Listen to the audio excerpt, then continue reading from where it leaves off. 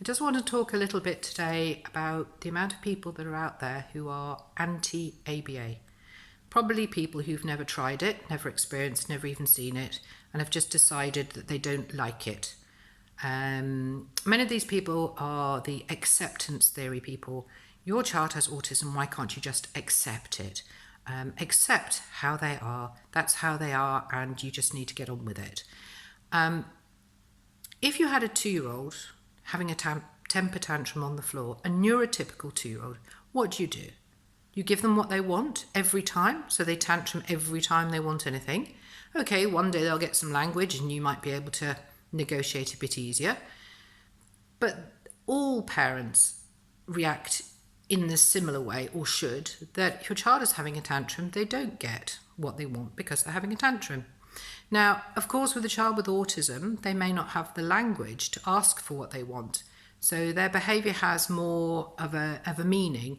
They're trying to tell you something. They're trying to get their message across, and it's not getting there. So they're frustrated, so they're having a behaviour. So there's 2 elements here. 1, we need to stop these behaviours.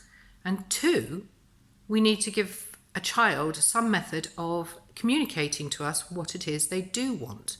And if it's not language, they need to learn another method. And this is where ABA comes in. Firstly, it'll look at behaviour. Why is the child doing what it's doing? And what can we do to redirect the behaviour or to try to get the child not to do something? If you've got a 3-year-old throwing sand in the sandpit, the other children aren't going to like them.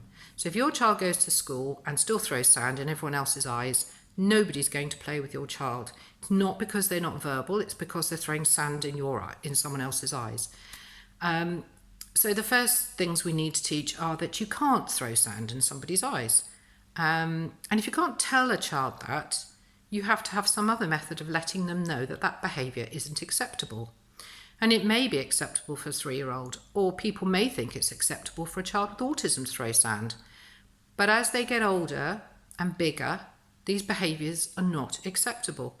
And you cannot have a child of a grown teenager having a tantrum in the street, throwing things in the classroom because they're cross and they haven't got what they want.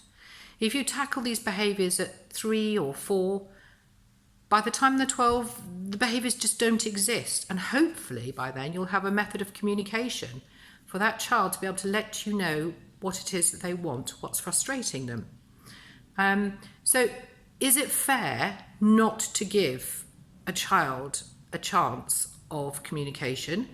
Is it fair to let your child go to school, throw things around so they get excluded, so nobody else likes them, no one wants to play with them? Why is that okay? Why is that acceptance? So I just wanted to start today by saying that I think acceptance is very much a different thing. And I think we all accept our children and their issues, but I don't think that means that we shouldn't do anything to help them overcome them. So for me, of course, ABA is the one and only method that is proven, is clinically proven, but also has worked exponentially for my children to get them to who they are today. So that's all I wanted to say today, was just to all those people who are anti-ABA, really think and consider what you mean when you say we should accept our children. Thank you.